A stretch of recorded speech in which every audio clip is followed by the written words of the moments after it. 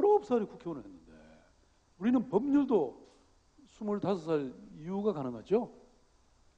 이것도 바꿔야 됩니다, 여러분. 선거 연령도 인하해야 됩니다, 지금. 그죠? 19살에 피선거권이 있는데.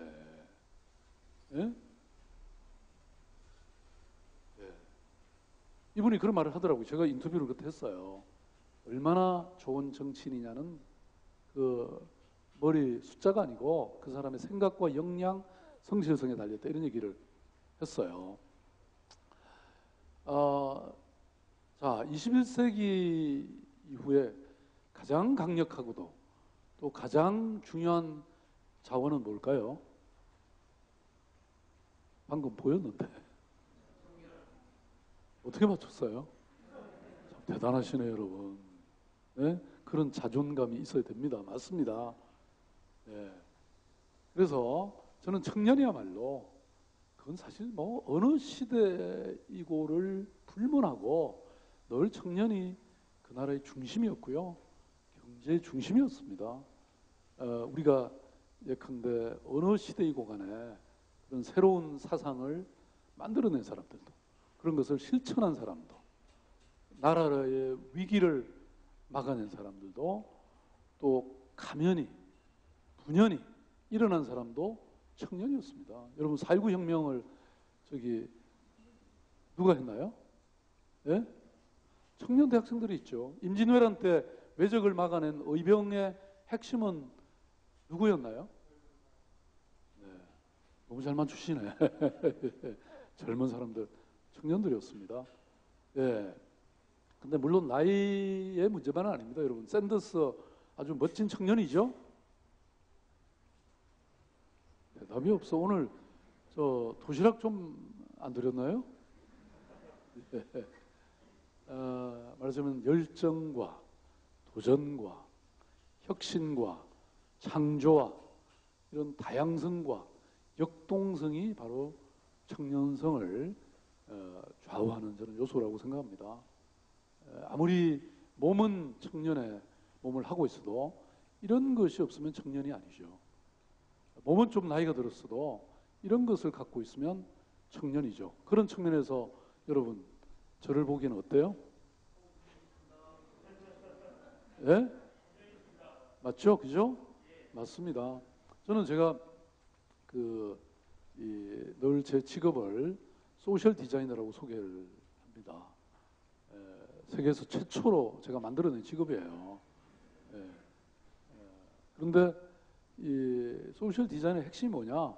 세상을 바꾸는, 세상을 그리는, 세상을 디자인하는 그런 직업이죠. 그거는 없더라고요, 전 세계 직업 속에서. 그런데 그게 핵심은 결국은 기업가 정신이다. 안트러프로너십. 기업가 정신이라는 것은 도전하는 삶이거든요. 그게 저는 핵심이 아닌가 이렇게 생각되는데, 우리 대한민국 청년들이 많은 절망적 상황에 처해 있다고는 하지만 저는 전혀 그렇지 않다고 생각하는 것이요. 우리 청년은 이미 대한민국의 이런 많은 문제들을 해결하는 그 전선에 서 있다. 그런 챔피언들이다. 저는 그렇게 생각하고 있습니다. 왜냐? 현장을 가보십시오, 여러분. 이 연남동에 가시면요, 동진시장이라고, 여기 보세요. 옛날 그 불조심 뭐 이런 게 옛날 거예요. 완전히 망한 재래시장이에요. 여기 청년들이 들어가서 완전히 살려놨어요. 저는 이 현장을 너무 좋아하는데요. 청년들이 새로운 세상을 만들어낸 그 현장들을 가보니까 이런 게 있고요. 그 다음에 여러분, 김윤규라고 하는 청년 장사꾼. 이 일당이 들어가서 용산 그 인쇄골목, 그게 완전히 어둠으로 뭐 밤에 사람이 들어가기도 힘들었던 그런 곳에 10명이 10개의 가게를 이 사람들이 차렸어요. 그래갖고 지금 완전히 거기가 살아났습니다. 그러니까 이 10사람 외에도 이제는 그 일대에 많은 사람들이 막 들어가고 있죠. 예, 청년 장사꾼. 여기는 아주 유쾌한 실험이 있는 곳입니다. 그러니까 상권이 완전히 무너진 곳에 들어가서 그걸 바꿔놓는 이런 이제 노하우를 가지게 된 거죠. 그 다음에 성수동에 가면 완전히 지금 성수동이 뜨고 있습니다. 그게 소셜 벤처 골목이 들어섰죠. 여기에 또 일군의 청년들이 이걸 만들고 있죠. 사실 뭐 여기만이 아닙니다. 모든 곳에 다돌키드님, 좋은 소식이 있어. 좋은 소식을 방금 접했어요.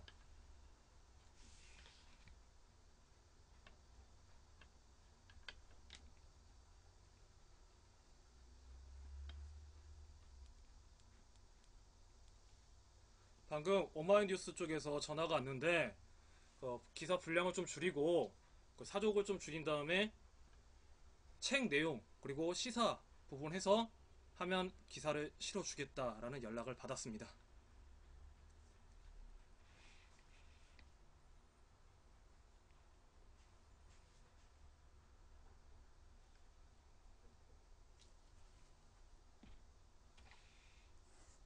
그러니까 앞으로 그러니까 지금 이제 당장 실어주겠다는 말은 아니지만 앞으로 쓸 기사는 그런 식으로 집필을 하면 제가 하고 싶은 목소리를 좀 말할 수 있을 것 같다라는 생각이 들어서 방금 이제 통화를 했었는데 굉장히 기분이 좋습니다. 이제 오늘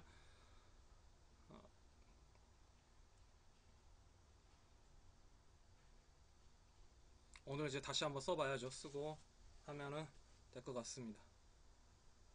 여하튼 박원순 시장을 제치고 이게 중요한 건데 여하튼간에 이제 우리가 할 수 있는 영역이 조금씩 넓어지고 있다라는 느낌, 그런 좋은 느낌. 계속 이제 박원순 서울시장 경제 이야기 틀겠습니다. 아유 감사합니다. 청년들의 힘은 마이다스 손입니다. 네, 의지와 열정을 가지면 이렇게 세상을 바꿔내는 것 같습니다. 구로시장이라고 제가 구로시장을 근데 글을 써야 돼요. 해봤죠. 말로만 하는 것보다. 근데 이 구로시장에 한가운데 불이 났어요. 안 그래도 가뜩이나 노후된 곳인데 불까지 났으니까 그래서 그냥 거의 폐허가 돼버렸어요. 그래서 지나가던 사람들이 거기 들어가서 소변도 보고 완전히 왜 여러분 깨진 유리창 효과 있잖아요. 그런 식으로 점점 더 힘들어졌는데 거기에 제가 갔을 때 보니까 4명의 청년들이 들어와서 사업을 시작했어요. 그거는 싸니까 버려진 곳이니까 뭐 가격도 그렇게 비싸지 않았을 거 아닙니까? 그런데 벌써 그 분위기가 바뀌고 있었어요. 이제 거기 화장실로 쓰는 사람은 사라졌고요. 점점 더 손님들이 모이기 시작했고 그래서 제가 이거 작년에 가본 건데 금년에 17명의 청년이 들어온다 그러더라고요. 아마 지금 가보시면 달라졌을 겁니다. 제가 이런 상황들을 많은 언론사들에게 얘기를 했어요. 지난번에 KBS가 가서 취재해서 방영하는 걸 제가 본 적이 있는데요. 그렇게 청년들은 세상을 변화시키고 있습니다. 기업과 이런 상권의 측면에서도 또 보십시오. 제가 이 서울 아트 북페어를 가봤는데 이게 그 어디입니까? 저 옛날 동아일보 일본 일민 미술관에서 했는데 줄을 한참 섰어요. 그리고 들어가 보니까 이렇게 따닥따닥 붙었는데 사람들이 바글바글했어요. 여기 가면 지갑을 조심해야 돼. 소매치기가 있어서 진짜 소매치기가 있었어. 근데 그 소매치기는 이게 지갑을 훔치는 소매치기가 아니고 돈을 저절로 막 쓸 수밖에 없는 그런 말하자면 선의의 소매치기 꾼들이 많았어요. 네, 이것도 저는 대한민국 청년들의 여기 아주 창조적인 힘들이 있다 이런 생각이 들었어요. 여러분, 청년의 문제를 어떤 나라가 어떤 사회가 어떻게 접근하느냐에 따라서 이게 달라지는 것 같아요. 여러분 보시면 이런 거예요. 일본과 이탈리아와 독일은요, 여기도 아주 비교적 일찍 초고령 사회로 진입한 나라들인데 말하자면 선진국들이죠. 그런데 이게 다 접근은 달랐습니다. 여러분, 이 일본은요, SOC 그러니까 토목이라든지 이런 쪽에 1조 엔의 투자를 했습니다. 지금 그 말하자면 일본의 공공부채가 OECD 나머지 국가의 모든 국가의 부채를 다 합친 것만큼 많아요. 왜냐면 이런 데 투자했으니까. 이른바 골든 트라이앵글이라고 그래가지고요. 지역의 정치, 토목회사들, 지방행정가 이런 사람들이 말하자면 유착을 해가지고 이런 걸 끊임없이 만든 거예요. 왜냐면 쓸데없는 것들을 너무 많이 만든 것이죠. 제가 국회 여러분, 돈이 썩어 빠진 나라가 대한민국입니다. 왜냐? 제가 저기를 한번 가봤습니다. 어디죠? 저기 이 경북에서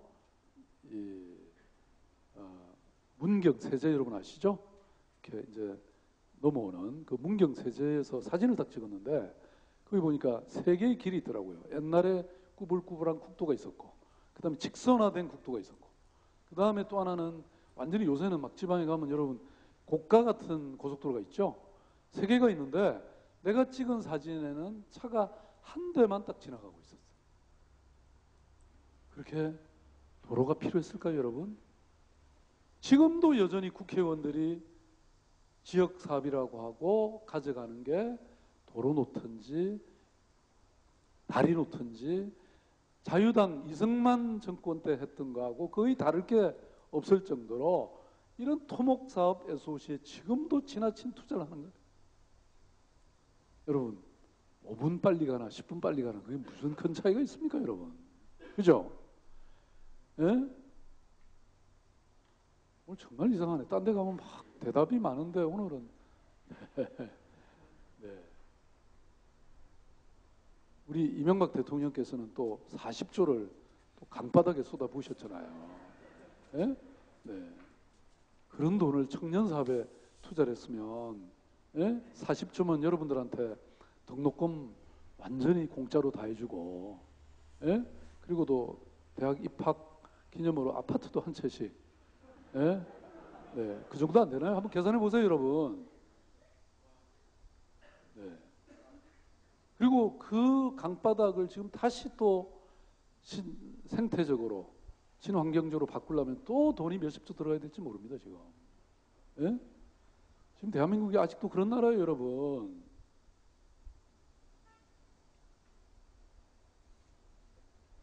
이태리도 마찬가지입니다. 감사합니다, 재정 바둑교수님. 위기 그 글로 때 인해서 역사적인 증거가 청년 될 것이다. 복지 비용을 가장 먼저 명심하겠습니다. 들였습니다. 그 대신 산만하지 않게 독일이라는 나라는 오늘 최고의 다시 경기 정리하고. 부양책이 청년에 대한 복지다. 그래가지고 1970년대부터 청년에 투자했습니다. 공교육은 대학교까지 완전히 무상입니다. 같은 나라인데 어느 나라는 등록금이 완전히 공짜인 나라가 있고 어느 나라는 부모님의 쇠가 빠지게 이래서 허리가 휘도록 등록금을 만들어내야 되는 나라고 알바를 밤낮 없이 해야 되는 그런 나라도 있는 거죠. 그것뿐만 아닙니다. 대학생들은 주거비하고 생활자금도 지원합니다. 취직에 실패하면 실업수당도 지원합니다. 네. 근데 독일이 청년들의 도덕적 해이가 생겼나요? 우리 서울시가 겨우 우리 스스로도 부끄럽게 3,000명에게 일단 시범사업으로 50만 원씩 지원한다고 하니까 저를 보고 뭐라 그랬습니까? 포퓰리즘이다 그러기도 하고 청년들의 도덕적 해이를 그쵸. 악마의 유혹이라고도 했죠. 이런 돈은 은행에만 있는 건지 알죠? 그런 사람들 앞에 여러분 왜 가서 데모 한번 안 합니까? 대한민국의 청년이 살아있어요, 여러분? 내가 너무 흥분하나 보네. 이 말만 나오면 흥분을 좀 하게 생겼어요, 요새. 이해하시죠, 그죠? 네. 그래서 보십시오, 제가 여러분. 서울시립대학교 등록금을 반값으로 했습니다. 180억 들어갔어요. 이 180억이 물론 아주 적은 돈이라고는 할 수 없습니다. 그렇지만 저는 이것이 1000배, 만배 가치 있게 사용됐다고 저는 생각합니다. 왜냐? 서울시립대학교 학생들은요, 안 그래도 일반 사립대학교보다 절반밖에 안 됐는데 그게 또 절반을 했으니까 4분의 1밖에 안 되고 또 그 중에 절반은 각종 장학금 때문에 등록금 고지서에 빵원 이렇게 나옵니다. 그러니까 그 사이에 무엇을 할 수 있습니까? 자신의 성장을 위한 많은 다양한 활동을 할 수가 있었죠. 해외도 가서 배낭여행도 마음껏 할 수 있었고 청년의 시기에 물론 알바도 경험이 될 수는 있습니다. 그러나 좀 더 가치 있는 선택할 수 있는 가능성이 생긴 거죠. 선택지가 넓어진 거죠. 저는 이것이 가장 큰 일이라고 생각합니다. 청년들이 일자리를 못 가지고 3년, 5년 이렇게 이제 간다는 것은요, 어떤 의미입니까? 그냥 월급을 못 받는다. 그 문제만입니까? 저는 자존심이 무너져 내리는 거라고 생각합니다. 한 사회에 공동체의 구성원으로서의 박탈감을 가지게 되는 겁니다. 한 사회가 무너져 내리는 그런 소리가 여러분 들리지 않습니까? 그런데 도대체 저는 이것은 완전히 전시 상황이다. 전쟁 상태라는 것을 선포해야 된다. 여기에 무슨 지방정부가 있고 중앙정부가 따로 있습니까? 함께 가야죠. 네. 그래서 서울시가 서울형 청년 보장이라는 걸 만들었어요. 이거는 여기 보십시오. 이렇게 청년들과 함께 만들었습니다. 서울시가 혼자 책상머리에서 제가 청년의 상황을 그렇게 모든 것을 어떻게 잘할 수 있겠습니까? 청년들이 가장 잘하는 거죠. 자신의 상황을. 그래서 이분들이 다 모여갖고 저희들이 보십시오. 지난 2년 동안요. 정책위원 677명, 팀별 모임 201회, 아이디어 400여 개, 정책 의제 발굴 30개, 프로젝트 활동 20개. 그래서 타운홀 미팅도 하고 뭐 이런 서울 청년 의회도 만들었고 여기 뭐 거의 시의회를 빌려갔고요. 저는 아주 꼼짝없이 서 있고 청년 의회 의원들이 막 저한테 그냥 너무 센 질문들을 했어요. 제가 그날 살아남은 게 아주 너무 다행이었어요. 네. 그렇게 해서 이렇게 해서 만들어진 게 바로 청년 보장 정책, 유스 개런티라고 하는 정책이었습니다. 저는 제가 만든 게 아니기 때문에 청년 당사자들이 이런 지나는 과정을 거쳐서 만들었기 때문에 가장 훌륭한 정책일 수밖에 없다. 이렇게 생각했습니다. 그래서 일자리 만드는 거, 살자리 만드는 거. 왜냐하면 주거 문제도 지금 청년들의 주거 빈곤이 심각하거든요. 거의 폐쇄공포증을 견뎌야 되는 만큼의 그런 쪽방, 그죠? 고시촌 이런 데 여러분들 계시잖아요. 그런 문제를 어떻게 해결할 건가? 그래서 우리가 역세권 청년의 이야기를 들었다는 것이 중요한 거니까요. 그만큼 인센티브를 줘가지고 5층밖에 못 짓는 데를 30층 짓게 하고 그러니까 이것은 그 대신 청년 40%는 문제를 보라보는 시각이기보다는 내놔라. 박원순 서울시장이 대선 후보이기 때문에 후보 죽이기 들어간다는 논리로 봐야 되는 거죠. 신혼 부부들을 위해서 그러니까 어떻게 주겠다. 보면 그게 바로 지금의 집권 여당 한 내용이죠. 보수당에서는 청년이 그다음에 없다라고밖에 판단이 되지 않는 거죠. 사회 참여하고 기회를 확대하고 그러니까 여야를 떠나서 대선 후보를 떠나서 그다음에 청년 문제는 청년 문제로 봐야 하는데 당리 당략으로 보고 있다라는 데서 일자리를 화가 난다는 만들어주는 거죠. 거죠. 여러분 이번에 우리가 청년 수당을 하면서 지원서를 이렇게 빅데이터로 돌려보니까 가장 많이 나오는 단어가 취업, 일자리가 문제라는 거죠. 없다라는 겁니다. 결핍증을 느끼고 있는 거예요. 모든 분야에서. 그다음에 알바, 그다음에 뭐 준비하는 시간. 그러니까 그래서 청년 수당은 돈이 아니고요, 돈의 문제가 아니고요, 미래를 준비할 수 있는 최소한의 시간과 기회를 제공하는 그런 사업이다. 이렇게 저희들은 생각을 했어요. 그리고 그렇죠. 여기에 그러니까 청년 문제는 저분들이 어쩔 온갖 수 없는 정말 기성세대이기 눈물이 때문에 청년 문제는 저절로 청년이 풀어야 된다. 흘러내릴 만큼의 누가 이런 해주길 사연들을 바란다. 다 얘기를 그러니까. 했더라고요. 사실 답답한 자가 3,000명이 아니라 목마른 자가 우리한테 신청한 물을 파야죠. 6,000명을 다 주고 싶었는데 일단은 뭐 시범 사업이니까 3,000명으로 눈물을 머금고 정할 수밖에 없었죠. 그런데 여기 보십시오, 여러분. 아버지께서 사고로 장애를 얻으신 후에 저는 진로를 포기하고 취업 준비 중입니다. 그러니까 아버님이 장애를 얻으셨다는 것은 집안의 가장이 무너졌다는 거잖아요. 자기의 잘못이 아니죠. 그런데 상황은 자기한테 이렇게 책임으로 온 것이죠. 준비 기간은 자꾸만 길어지고 필수적으로 필요한 자격증을 따야 하는데 비용을 감수할 경제적 능력조차도 안 됩니다. 꿈도 포기했는데 취업조차 포기해야 하나요? 또 다른 분은 저는 독특한 예술 소품을 만들어 판매하는 사업을 준비하고 있습니다. 하지만 재료비와 공간 임대료를 마련하기 위해서 단기 알바를 병행해야 해서 제품 개발이 더디기만 합니다. 이런 분들에게 청년수당은 엄청난 도움이 되지 않겠습니까? 돈 50만 원이 부자한테는 아무것도 아닐지 몰라도 이렇게 절박한 사람들한테는 생명수나 다름이 없을 거다. 그렇게 저희들은 생각했습니다. 그리고 무엇보다도 청년들이 모일 수 있는 공간을 만들어주자. 예? 그래서 서울시가 만들어낸 것이 무중력지대, 청년허브, 서울혁신파크입니다. 이게 대방동에 있는 청년 허브 중에 하나인데요. 생존의 여기 문제라는 가면 거죠. 청년들이 생존의 스스로 자기들끼리 만날 수가 있습니다. 같이 만나면 정보도 스스로 공유할 수 있잖아요. 솔직히 여러분, 50만 원이 큰 돈은 아니에요. 제가 옛날 영어 학원 건 강사를 아닌데 했거든요. 일차적으로 러닝이라는 무엇인가를 말이 준비할 수 무슨 있는 뜻일까요? 돈이긴 하다. 피어 러닝. 그렇다면 그건 엄청난 큰 가치가 있는 서로 돈인 거죠. 동년배들끼리 배우는 겁니다. 그게 가장 잘 배울 수 있는 거예요. 뭐 자기보다 실력이 뛰어난 나이든 어떤 위대한 강사보다도요. 서로 동료들 그러니까 간에 박원순 같이 시장을 만나면 반대하는 정보를 박원순 시장을 많이 배울 수 정책, 있습니다. 청년 정책에서 오늘 반대하는 여러분들이 이렇게 이분들이 만났지만 과연 자신의 모이면 지역구에서 꼭 이런 만나십시오. 청년 정책을 한 번이라도 시도해 늘 봤냐? 비슷한 세대잖아요. 아니거든요. 비슷한 고민을 하고 있잖아요. 이러한 청년 문제를 한 번이라도 여러분들이 생각해 봤냐? 함께 모이시면 아니거든요. 어마어마한 것들이 그러니까 그것을 모일 겁니다. 포퓰리즘이라고 보는 거죠. 나눠질 겁니다. 그리고 대안이 만들어질 겁니다. 그렇기 때문에 모일 수 청년들이 있는 기회를 만들어요. 나서서 그게 바로 그것을 해결해야 돼요. 무중력지대라는 겁니다. 지금 서울시에 3개 만들어졌고요.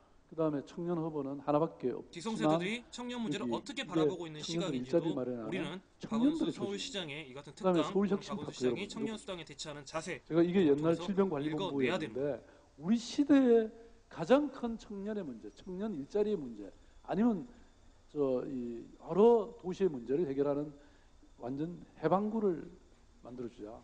그래서 이게 청년청, 뭐 청년 허브, 우리 무슨 삼촌 많이 소셜 튕기시나? 크리에이티브 랩, 뭐 청년청도 적다 그래서 제가 하나 더 줬습니다. 이게 다 그런 공간으로 만들어져 있습니다. 여러분 꼭 한번 가보십시오. 가보셨죠 이미? 아, 가봤어요? 오마이뉴스에서 이제 조금만 하면 실어주겠다고 하니까 그래도 오늘 이제 바로 가보세요. 희망이 생깁니다. 네. 그런데 이게 저는 전국으로 중요한 것이 넓혀갈 수 있는 방금 방향이 말씀드린 물꼬가 청년들이 트였으니까 마음껏 누가 실험할 저 수 같은 있대요. 사람 받아주겠습니까? 이곳에 가면 대충 누가 한 그냥 말하고 먹는 똑같죠? 것도 어떻게 누가 저 뭐 같은 사람을 얻어먹을 수 있고 또 국회의원 대충 잠도 그냥 시켜주겠습니까? 잘 수 라는 있게 말하고 똑같은 정말 맥락으로 이렇게 쓰는 말인데요. 이 저 역시 밑에 오마이뉴스에 충성을 다해야 되겠습니다. 좀 기어 들어가서 좀 미안하지만 그렇게 잠도 딱 커튼 치면 그냥 잠 수십 명이 그냥 잘 수 있는 남녀가는 분리되어 있습니다. 네. 그런 공간을 만들었죠. 또 아마 하반기가 되면 또 사람들 모집할 겁니다. 어떤 그래서 꿈이 있으면 조그만 아이디어가 있으면 함께 할 수 있는 그런 공간으로 만들어놨죠. 그다음에 저 같은 쓰레기도 지금까지 여러분들 대학을 국회의원 졸업하면 시켜줬는데 바로 캠퍼스 하신 분이 계셨죠. 속에서 강의만 듣고 그러다가 저 같은 나중에 쓰레기도 이제 결국은 기사를 또 뿔뿔이 올려주시겠다 흩어지잖아요. 하는데 실업 상태로. 그런데 이번에 저희들이 특별한 계획을 하나 세웠습니다. 서울에는 52개 대학이 있는데요. 이 대학과 함께 캠퍼스에서 나와서 지역사회와 함께 일자리를 만들고 이 창업센터를 만들고 타운을 만들어가자. 캠퍼스 타운을 만들어가자. 이렇게 해서 지금 고려대학교하고 일단 우리가 먼저 시범사업을 하고 있고요. 그 다음에 모든 대학과 함께 이걸 확대해 갈 생각입니다. 그러면 대학도 지금 사실 부지들이 있는데 그걸 좀 높이 짓거나 용적률이 부족한 경우에는 우리가 좀 크게 높여서 일부는 기숙사로도 쓰고 엄청난 인재 일부는 분위기 그 벤처타운도 만들고 말씀만이라도 이렇게 하자는 감사합니다. 겁니다. 그리고 지역 아줌마들, 지역 그 식당들은 이제 아침에 일찍 방송에서만 식사를 혼자 못 하는 하고 목소리가 젊은이들이 아니라 많잖아요. 그러면 이제 대학 바깥에서 캠퍼스 떠들 수 있는 길에다가 전부 노점을 쫙 홍보를 만들게 해서 아침 장사를 하게 만드는 거예요. 열 수 있다는데 의의가 그럼 있는 지역 거죠. 그 주민들한테 얼마나 도움이 됩니까? 아직 실린 건 아니니까 말하자면 서로가 오늘 함께 또 윈이 날 수 있는 몇 시간 이런 이 것들이 방송 얼마든지 끝나는 있을 대로 수 있다. 몇 시간씩도 그렇게 해서 거쳐봐야죠. 지금 이걸 만들고 있고요. 이때까지 있었던 거 다시 그다음에 한번 보면서. 서울시는 이미 창업센터들이 많습니다 벌써. 그런데 특히 과거에 여기가 어디였죠? 마포에 이게 국가기관이었는데 이게 서울시가 매입을 했습니다. 이걸 완전히 지금 리노베이션하고 있거든요. 이 지금 전체를 4편 정도 올렸거든요. 창업허브로 4편. 지금 만들 생각입니다. 네. 뭐 이것뿐만 아닙니다, 여러분. 서울시 홈페이지 여러분 하루에 한 번씩 들어오시나요? 네, 제가 지난주에 거기에 망구님 방송을 먹거리, 봐봤는데요. 일거리, 잘거리가 다 있습니다, 여러분. 왜냐하면 신촌에 가니까 신촌에 뭐가 많죠, 여러분? 오늘도 호텔이 아마 하실 거예요, 많잖아요. 아마. 호텔이 근데 요새 장사가 안 되나 봐요. 웬일인지. 그래서 그 모텔 그분도 약간 말씀이 좀 그래서 빠르지 그 않으세요? 모텔을 속도가? 우리가 하나 매입을 했어요. 그래가지고 지금은 창업 편안하게 모드로 방송하시니까. 바꿨습니다. 그러니까 마치 따닥따닥 수다 떠는 방을 다 것처럼. 이렇게 다 뜯어내고요. 거기다가 청년들이 창업할 수 있는 공간 나보다는 좀 느리신데 그렇게 만들었는데, 그래서 내가 10개는 방송이 더 사모아라. 되게 세시죠. 완전히 그분은 거기가 직접 이제 창업 국정원과 모텔 3로 싸우시니까 만들려고 지금 전사의 생각 중이고요. 이미지가 강하시잖아요. 신림동에 가면 또 그런데 뭐가 아직까지 있죠? 저는 그런 깜냥은 없고 고시원들 있잖아요. 지금 요새 이제 좀 고시원들이 내공이 다 쌓이면 힘들어져서 막 피었어요. 방송을 이제 하신 지가 그래서 10년이 우리 넘으셨으니까 이미 하나를, 아무래도 그런 성실한 망치부님은 건 10년이 아닌데 넘으신 분이 가보니까 어떤 베테랑이시고 사회적 기업이 저는 이제 막 올라오는 그걸 새싹 그런 바람 거 보면 마찬가지입니다. 쓰러질까 방 비 거의 오면 개미 묻힐까 구멍 같은 걸 다 치워서 방을 다 텄어요. 트고 2인실, 3인실, 그다음에 공용 이 응접실 같은 걸 만들고. 그러니까 너무나 굉장히 인기 있는 세요. 공간을 변했어요. 굉장히 세요. 거기도 그러니까 10개를 처음에는 이제 사서 이런저런 막 수다 그렇게 떠시는데 창업 공간을 만들고 막 자기 옷이 서울 어떻다니 막 이렇게 대학교하고 재밌게 막 함께 이야기하시다가 힘을 합쳐서 만들자. 본론이 이런 들어가면 프로젝트를 눈빛이 지금 달라요. 계속하고 있습니다. 여러분, 진짜 제가 프로다. 이렇게 진짜 프로다. 국제적으로 인기가 있는 사람입니다. 아니 진짜라니까. 네, 제가 다보스 포럼에 갔더니 다보스 그렇죠. 너무 포럼에 세죠. 그러니까 어떻게 전 보면 세계 글로벌 함부로 볼수 없는 세이퍼즈라고 하는 모임이 있더라고요. 내상을 청년들의 당할 수가 모임이에요. 있기 때문에 보는 다 이런 사람이 내상을 당할 친구들이에요. 수가 있기 때문에 함부로 볼 수는 그런데 없는데 자기들이 만나고 싶어하는 사람 딱 종교적인 거 일단은 세 명인 걸 꼽았는데 그중에 기독교를 제가 믿으신 인정한 거 분이 아세요? 기독교를 믿으신 분이 그 네. 시각으로 이제 제가 첫 세상을 착오로 바라보는 것이 강연했고요. 기본적으로 깔려 있기 그다음 두 때문에 번째 한 사람이 바로 캐나다의 트리도 수상이었습니다. 근데 저는 그- 종교적인 거 떠나서 봐요 일단 너무 신나게 그분은 놀았어요. 통찰력을 보는 거니까 예. 이제 여러분 지금 앞으로 다가오는 세기는 여러분 지난번에 이세돌하고 그러니까 저하고 똑같이 이제 뭐죠? 저도 이제 전기료에 대해서 알파고를 전기세에 보셨잖아요. 대해서 잠깐 이야기를 이런 했었잖아요. 세상으로 갑니다, 여러분. 전기세에 대해서 잠깐 이야기를 했는데 똑같이 이제 전기세 가지고 이야기를 했는데 저는 그거를 캐치는 못했어요. 아 전기세의 누진제는 민영화의 원인이 있다. 이거를 이제 다 가볍게 캐치를 하시더라고. 근데 저는 아직까지 거기까지 읽을 수가 없었어요. 그러니까 민영화에 뭔가가 있다라는 정도의 뉘앙스만 여러분한테 보여줬지 근본적인 어떤 것들 이런 것들을 잘 못 읽었는데 그분은 그런 거를 잘 읽으시더라고.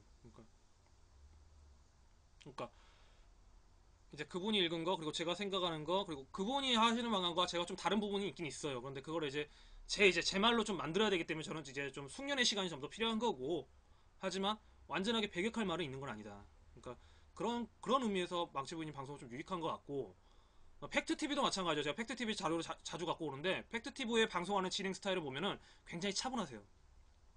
그러니까 굉장히 차분하시면서 하하하하 웃으면서 이렇게 말씀하시는데 그런데 그러면서 망치의 방송님이 너무 그렸다. 저는 이제 고민상담 같이 하니까 이제 듣는데 그런데 이분은 부드러운 목소리 속에 그 뭐지 카리스마가 있더만. 그러니까 저는 이제 이 두 개를 한번 콜라보를 해봐야 되겠다 이런 건데 근데 역시 근데 연륜과 경험은 무시할 수가 없어요. 똑같은 키워드를 읽어내는데 이분들의 그 어조를 잡는 거 그러니까 어떻게 보면 논지를 잡는 거 이거는 제가 따라갈 수가 없다. 지금으로서는 저도 이제 한 10년 정도 되면 이제 그분들을 능가할지는 모르겠지만 그분들의 어떻게 보면 뒷다리라도 잡을지는 모르겠는데 그 방송 그 메커니즘 리듬 이걸 굉장히 잘하세요. 그러니까 어떻게 보면 이제 방송자로서 그분들의 하는 스타일을 분석을 하잖아요. 내용만 듣는 게 아니라 어떻게 방송을 진행하는지 아프리카 TV 시청자들하고는 어떻게 호응하고 있는지 그리고 이것들에 대해서 어떻게 피드백을 받고 자신의 것을 진행하고 있는지 이런 것들을 종합적으로 보면 굉장히 능수능란하세요. 이분들은 진짜 선수예요. 그러니까 나 같은 피레미는 쫓아갈 수가 없다. 그렇기 때문에 좀 통찰력이 있는 방송을 보고 싶다면 이제 그분들을 방송을 보시고 아 경수님 안녕하세요. 반갑습니다. 안녕하세요.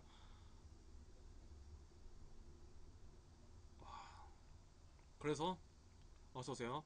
박원순 서울시장의 이제 경제 청년들에 대한 브리핑 어떤 부분 강의 비슷한 걸 하고 같이 듣고 있었는데요. 이제 더 자세한 내용은 이제 전부 다 틀어버리면 저작권에 걸려. 그러니까 내가 전부를 다 틀어드릴 수는 없고 58분에 거의 근데 1, 2부로 나눴어요. 1, 2부로 나눴기 때문에 여러분들이 유튜브를 통해서 보시면 될 것 같아요. 아니야 나는 아직 피라미드고 나는 이제 그러니까 저는 여러 이야기를 할 수가 없잖아요. 한 프레임만 파잖아요. 한 프레임만. 오늘 같은 경우는 이제 김제동을 보수 언론과 다른 언론에서 어떻게 바라보고 있는가 이거에 대해서만 이야기를 하고 있는데 경수님 많이 덥지요? 아니었죠. 저희는 소소방이기 때문에 회원님들 이름 다 불러드리고요. 회원님과 같이 고민 상담도 하고 있는 그런 방입니다. 이제 지역신문에서는 이제 제가 기쁜 소식이 지역신문에서는 제 이제 글을 이제 실려주기로 했었고, 이제 5회 연재분, 아까 말씀드렸듯이 5회 연재분 이제 하게 됐고, 오마이뉴스에서도 조금만 기사를 다듬어서 해주면 이제 오마이뉴스에서도 제가 하고 싶은 말을 할 수 있게끔 물꼬를 터주겠다. 저는 이제 제가 하고 있는 게 책이니까, 책과 청견이니까, 책, 청견, 시사, 이 세 코드를 묶어서 할 수 있게끔 자리를 열어주겠다라는 식의 이야기를 기자님한테 들었으니까, 저한테는 정말 천군만마를 얻은 것 같이 든든합니다. 37도? 어딘데? 어딘데 37도야? 제가 저번에 대구가 36도까지 올라갔다는 소리 들었어요. 대구가 36도까지는 소리 들었는데, 어,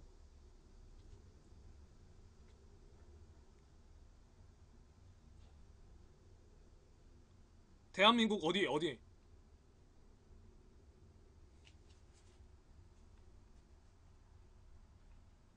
해남이 지금 어제까지 32도, 아침에 32도까지 올라갔었는데, 37도면 군인들은 좋은 거 아닌가? 원래 군인들은 30도 넘으면 훈련 안 하잖아. 나 대한민국이 알겠죠. 저도 대한민국이에요. 그런데 우리 예전에 저 이제 군대 있을 때 우리 그 훈련 시켜주던 분들은 항상 온도계는 그늘에 놓더라고. 28도라고. 연병장은 32도가 넘는데 28도라고. 그렇게 해서 훈련을 시켰다는. 나는 군화가 진짜 통풍한다니까 미쳐버리겠더만.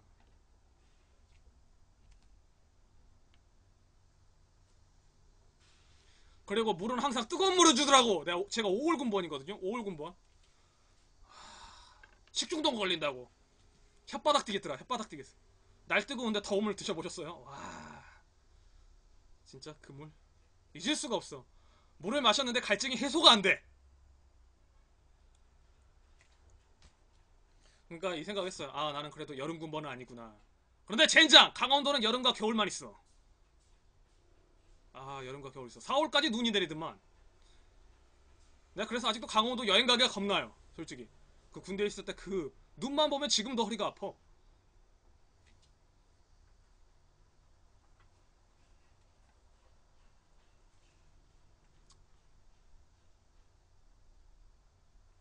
아, 9월 군번.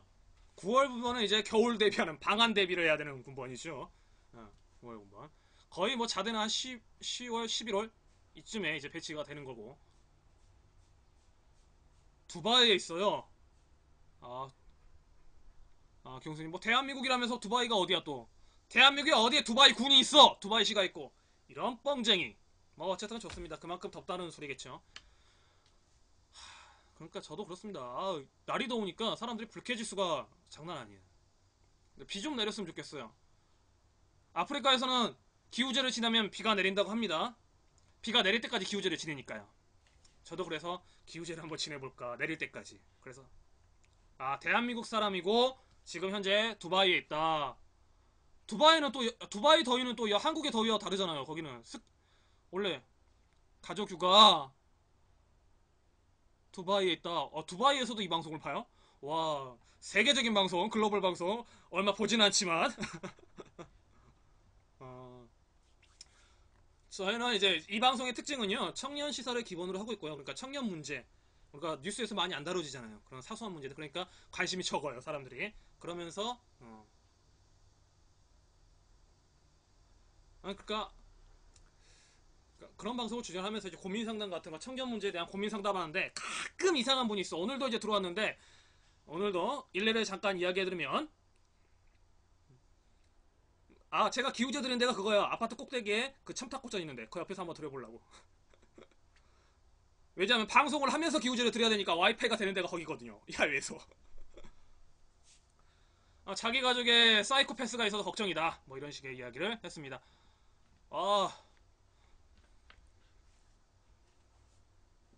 와이파이가 거기가 제일 잘 돼요. 우리 아파트에서. 그래서 채원 엄마 반가워요. 채원 엄마. 우리 채원 엄마 오셨어. 채원이 엄마 반가워요. 오르르 캉캉. 그러니까 아파트래. 아프리카에서는 기후제를 드리는데 비가 올 때까지 기후제를 든다니까 한번 드려볼까 이 생각을 하고 있습니다. 청년 네트워크에 대해서 이제 중점적으로 정신 없으시죠? 제 방송 자체가 컨셉이 그래요. 정신이 없어요. 아무래도 12시 이후에 방송을 해야 되나 봐. 방송 끝날 때는 꼭 이러더라. 나는 내가 방송 끝날 때가 되면 사람들이 많이 들어와. 진짜 중요한 말 할 때는 9시에 다 하는데 9시에는 사람이 없어. 제 지난 방송은 유튜브에서 만년필 하나를 검색하시면 쉽게 보실 수가 있습니다. 최초로 김제동을 한번 깔아봤더니 김제동 그 뭐지 연설한 거를 같이 한번 깔아봤더니 조회수가 700이 넘었어요. 나머지는 하나 둘 한 10개 많으면 10개였는데 역시 김제동 파워가 크긴 큰가 봐요.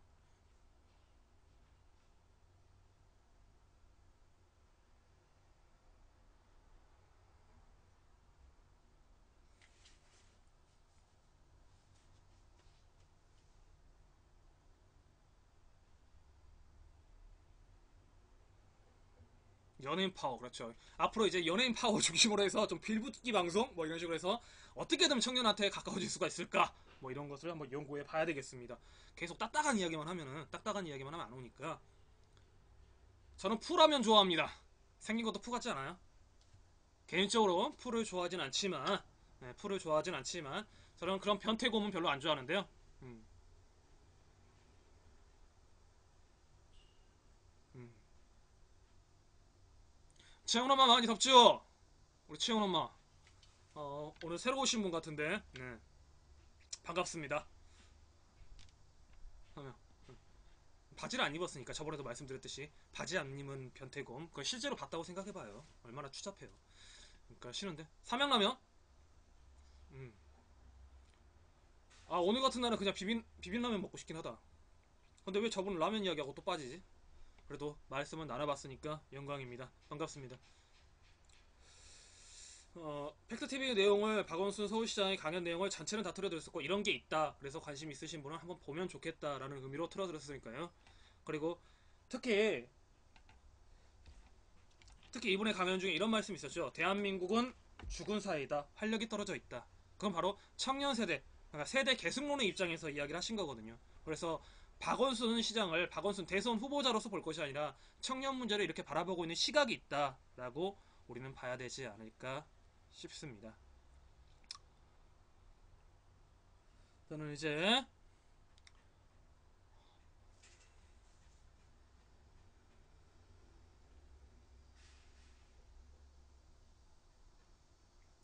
청년 문제에 있어서도 앞서 말씀드린 것처럼 중심부는 항상 도회지, 그러니까 도시 중심주의 두 대 각자의 근데 어떤 분들이 말씀하길 네네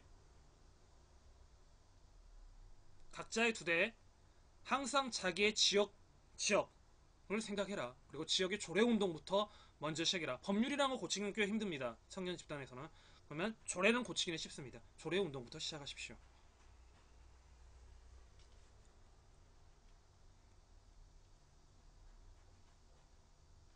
배고파요. 어둡다. 선 대표님은 낙동강 오리알 신세 아니냐는 말을 하더라고요. 뭐 이에 대해서는 나중에 따로 제가 이야기를 해드릴게요. 따로 그러니까 저는 기본적으로 이렇게 생각합니다. 꼭 선 대표를 겨냥해서 하는 말은 아니에요. 선 대표를 겨냥해서 하는 말은 아니고 우리가 이 생각을 해야 돼요. 대선에 나간다고 해서 모두 대통령을 꿈으로 갖진 않는다. 예전 꿈으로 가지 않는다. 여기는 어마어마한 함의가 있겠죠. 그런데 지금 선 대표 이야기가 나왔기 때문에 이런 이야기를 하는 건 아니고요. 이런 이야기 하는 건 아니고 그런 맥락으로서 우리는 국민의당 안철수도 봐야 되고요. 문재인도 봐야 되고요. 박원순 서울시장도 마찬가지고 이렇게 봐야 된다.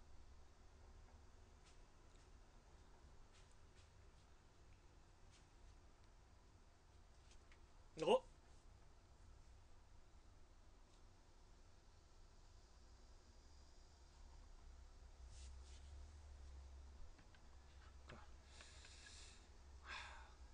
그리고 정말 이제 또 오늘 또 무슨 뉴스가 이제 더 있을지 모르겠는데 우리 방송 중에 좀 몇 가지 이야기를 지금 문자로 저한테 보내주신 분들이 좀 계셨어요. 이것도 해봐라, 이것도 해봐라, 이것도 해봐라 이렇게 보내주시는데 방송을 들어와!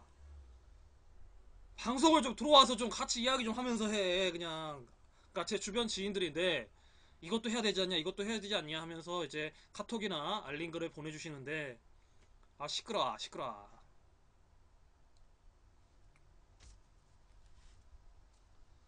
뭐 아이디어만 제공하면 제가 뭐 줄줄이 읊는 것도 아니고. 그러니까 들어오고 말을 해야지. 그러니까 제 방송을 응원을 해주겠대요. 근데 들어오지를 않아.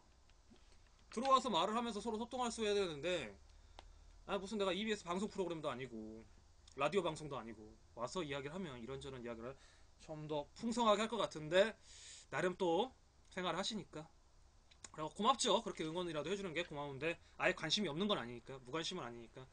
그런데 그런데 오지도 않으면서 평가질이야, 씨.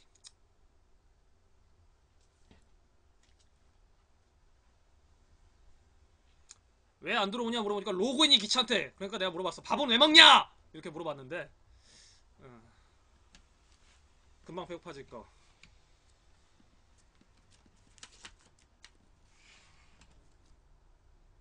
그래도 뭐 좋습니다. 그렇게 관심 가져주시고, 그래야 또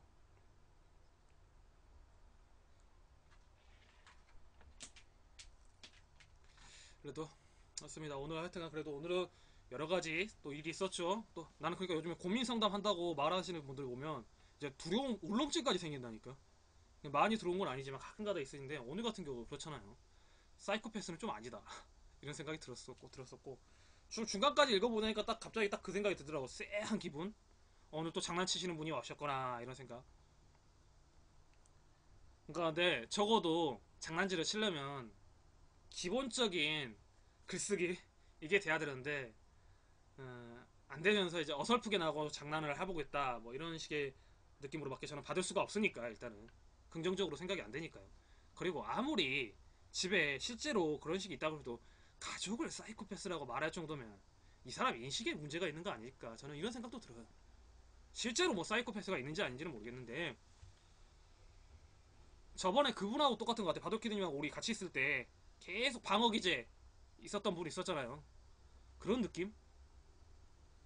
힘든 유형. 근데 인식의 문제까지는 제가 어떻게 고쳐줄 수 있는 부분도 아니고, 제가 뭐 전문 심리 상담가도 아니고. 근데 내가 이게 고민이라고 했던 것은, 청년 고민을 좀 듣고 싶다 이거지, 그렇게 좀 사이코 기질 있는 그런 고민을 좀 듣고 싶다는 건 아니거든요. 그리고 이 청년 고민을 들어야 저도 데이터베이스를 나름 축적을 하는 거니까, 그리고 이걸 가지고 와서 다른 방송에서도 이야기할 수 있는 거리가 만들어지는 거니까. 근데 사이코패스 이 고민을 내가 다른 데서 어떻게 말을 하겠어요, 그거를. 아니면 35살 아저씨하고 만나고 싶다는 그 여중생 이야기를 내가 어떻게 또 하겠어요, 그거를. 아프리카니까 이제 자연스럽게 이야기하는 건데, 예전에 키드님 있을 때, 키드님 지금 이제 재활훈련 하고 계시겠지만, 키드님 있을 때 그런 거는 좋잖아요, 그런 거. 그리고 바돌 키드님도 마찬가지고, 아이들 이런 이야기는 얼마든지 같이 듣고 할 수 있는데. 그렇습니다. 여하튼 50분이 됐으니까 이제 슬슬 저도 마무리 멘트 하도록 하겠습니다. 예.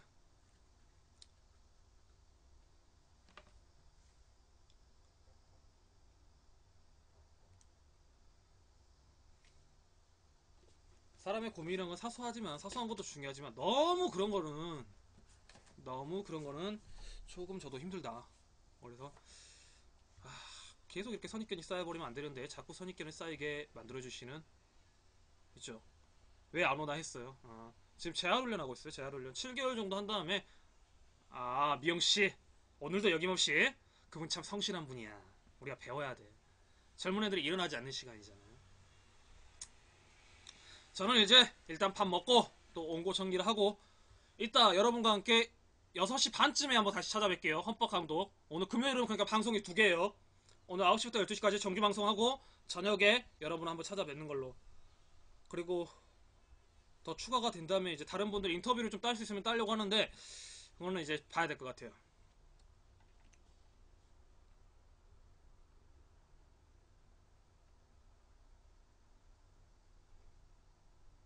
네, 헌법 강의는 이제 아무래도 바돌키드님은 이제 수업이 있으시니까. 그런데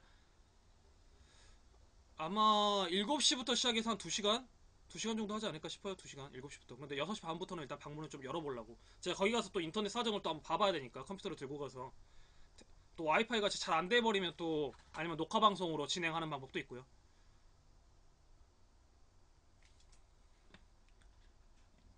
9시까지면 아마 바돌키드님은, 어, 그래도 일단 제가 다 유튜브에는 올리니까.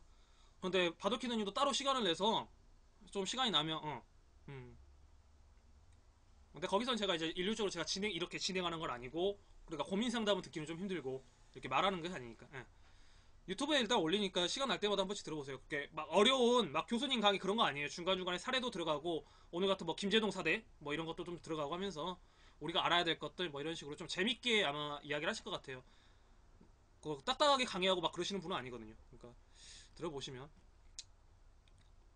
주위 친구들한테도 좀 추천 좀 해주시고, 그거 좀 들어봐라, 지금 우리가 이런 거 좀 알아야 되지 않겠냐 하면서 들으면 딱딱한 또 수업은 아니니까 또 유익하게 말할 수 있는 그런 것도 있으니까요. 우리 적어도 김재동 씨처럼은 헌법 몇 점 몇 항 뭐 이렇게까지 말할 수 없더라도, 아, 헌법에 이런 것이 있기 때문에 이것이 우리의 권리다 라고 말할 수는 있어야 되지 않을까, 저는 적어도 그렇게 생각하거든요. 그렇기 때문에 헌법 강독은 의미가 있다, 이렇게 생각을 하고 있습니다. 자, 슬슬 마무리 멘트 하겠습니다. 평일날은 역시 사람들이 별로 안 들어와. 그러나 저는 힘내서 방송하겠습니다. 아, 제 친구 중 공무원 있다 했잖아요. 예, 그렇죠. 그 공무원들이 들어야 돼. 우리 지금 계속해서 뭐 하냐면 지역 의원들하고 고위 공무원들 많이 들어요. 그러니까 6급, 5급 이상들. 실제로 6급 정도가 중간 관리자 정도 되잖아요, 공무원 세계에서는. 그분들이 많이 들어요. 박 시장님 엄청 싫어한다. 일 많이 시키니까, 공무원 입장에서는. 공무원들은 편안하게 하고 싶은데 이분이 엄청나게 일을 많이 시켜요. 그러니까 서울시, 특히 서울시에서 뭐 이거 갖고 와라 저거 갖고 와라. 그런데 리더는 그래야 되는 게 맞아요. 리더는 그래야 돼, 이렇게 그렇게 하는 게 맞고. 그 친구는 이제 말단이겠지. 말단이니까.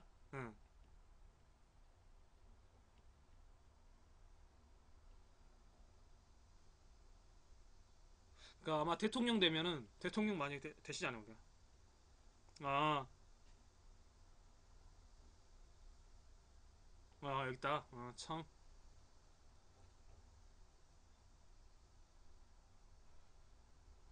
청청 이디어과가 뭐야? 하여튼가요? 청청 이디어과? 되시지 안 되시는 모르겠지만, 아마 그런데 문재인 지금 민주당 대표는 아니시죠? 의원도 대통령 되면 사람들한테 일은 많이 시킬 것 같아. 일은.